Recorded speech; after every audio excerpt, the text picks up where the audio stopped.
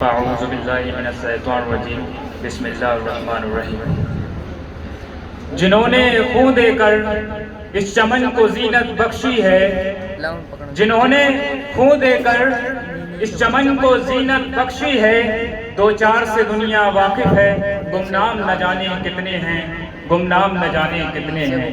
जब अपना काफिला अज़्म और यकीन से निकलेगा, जब अपना काफिला अज़्म और यकीन से निकलेगा, फिर जहां से चाहोगे रास्ता वहीं से निकलेगा।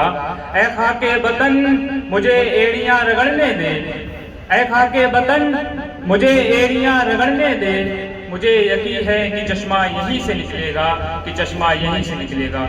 तशरीफ फरमा मोहतरम मैनेजर साहब, प्रिंसिपल साहब और मोहतरम टीचर्स हजरात, अजीज साथियों, अस्सलामु अलैकुम व रहमतुल्लाहि व बरकातुहू। सबसे पहले मैं आप सभी को यौम आज़ादी की मुबारकबाद देना चाहूँगा, क्योंकि आज ही के दिन 15 अगस्त 1947 को हमारा देश आज़ाद हुआ था। ये वही आज़ादी का दिन है जिसको हासिल करने के लिए हमारे आबा अजदाद को बहुत सी मुश्किलों का सामना करना पड़ा था। ये वही आज़ादी का दिन है जिसको हासिल करने के लिए हमारे बुजुर्गों ने बहुत सी कुर्बानियों को पेश किया था। ये वही आज़ादी का दिन है जिसको हासिल करने के लिए महात्मा गांधी ने खुद को भूख से दो चार कर लिया था। ये वही आज़ादी का दिन है जिसको हासिल करने के लिए अशफाकुल्लाह खान ने फांसी के फंदे को चूम लिया था। ये वही आज़ादी का दिन है जिसको हासिल करने के लिए सरदार भगत सिंह को जब फांसी के फंदे पर चढ़ाया जा रहा था, तो सरदार भगत सिंह की ज़बान से जो तारीखी अल्फाज निकले थे वो क्या थे? उन्होंने कहा था कि अब भी जिसका खून न खौला खून नहीं वो पानी है, अब भी जिसका खून न खौला खून नहीं वो पानी है, जो देश के काम आए ना बेकार की जवानी है, बेकार की जवानी है। मेरे साथियों, आज हिंदुस्तान की तारीख बोल रही है कि मुल्क हिंदुस्तान को आज़ाद कराने में बहुत से लोगों ने अहम किरदार अदा किया है। जब अंग्रेज भारत की एक एक रियासत को अपना रहे थे, जब भारत की एक एक रियासत को अपनाना शुरू किया, तो सबसे पहले इस खतरे को महसूस किया वो शेरे हिंद मैसूर का सिको सालार टीपू सुल्तान की जाति ग्रामी है, जिन्होंने फरमाया था कि अगर इनके सामने कोई बड़ी ताकत ना आई तो ये एक एक करके सारे मुल्क पर काबिज हो जाएंगे। और हमने तारीख में पढ़ा, ये बात सच हुई। चुनांची उन्होंने अंग्रेजों से जंग करने का फैसला किया और भारत के तमाम मुख्तलिफ बादशाहों नवाबों को खतूत लिखे और उन्हें जंग करने के लिए अंग्रेजों के खिलाफ आमादा किया।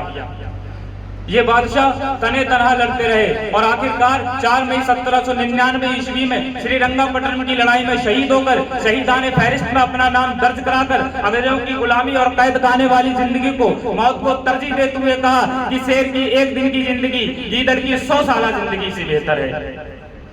अगर मैं बात करूं मौलिया सल्तनत के आखिरी बादशाह बहादुर शाह जफर की, जिन्हें सन 1857 की जंग आजादी में रंगून की काली कोठरियों के पीछे धकेल दिया जाता है और अंग्रेज सिपाही उनके पास आता है और कहता है दम दमे में दम नहीं, दम दमे में दम नहीं, अब खैर मांगो जान की, दम दमे में दम नहीं, अब खैर मांगो जान की, ऐ जफर ठंडी पड़ी शमशीर हिंदुस्तान की। उस वक्त बहादुर शाह जफर ने उस अंग्रेज सिपाही को तारीखी जवाब दिया था। उन्होंने कहा था कि गाजियों में बू रहेगी जब तलक ईमान की, गाजियों में बू रहेगी जब तलक ईमान की, तख्ते लंदन तक चलेगी तेग हिंदुस्तान की, तेग हिंदुस्तान की।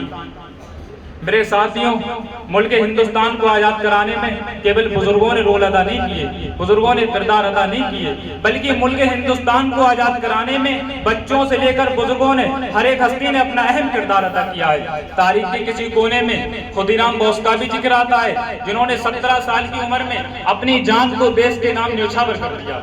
ये आज़ादी आसानी से नहीं मिली। इस आज़ादी के बिना पर मौलाना अब्दुल कलाम आजाद और महात्मा गांधी ने कैद खाने में मुसीबतें और परेशानियां उठाई। इसी आज़ादी के बिना पर मौलाना इस्माइल को काले पानी की सजा हुई।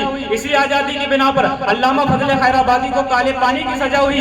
इसी आज़ादी के बिना पर मौलाना महमूद हसन अलवी देवबंदी को माल्टा की जेल में नजरबंद कर दिया गया। इसी आज़ादी के बिना पर मौलाना मोहम्मद बाकिर हुसैन अंग्रेजों की तोप का निशाना बने। अगर तारीख को पढ़ा जाए, इतिहास के पन्ने खगोले जाए, तो ये कहने के लिए मजबूर होना पड़ता है कि जंग आजादी में अगर उलमा इकराम हिस्सा न लेते तो ये देश कभी आजाद न होता। इससे पता चला हम इसी हिंदुस्तान के वासी हैं, हम इसी मुल्क में रहते हैं। और जब तक हमारी सांस चलती रहेगी अपने दीनों शरीयत और सुन्नत पर अमल करते हुए अजमत के साथ, इज्जत के साथ और शौकत के साथ अपनी जिंदगी गुजारेंगे। और जब हमारी मौत आएगी तो मरकर भी इस वतन अजीज की सरजमीन में दफन हो जाएंगे। और इस शेर के साथ मैं अपनी गुफ्तगू को खत्म करता हूँ।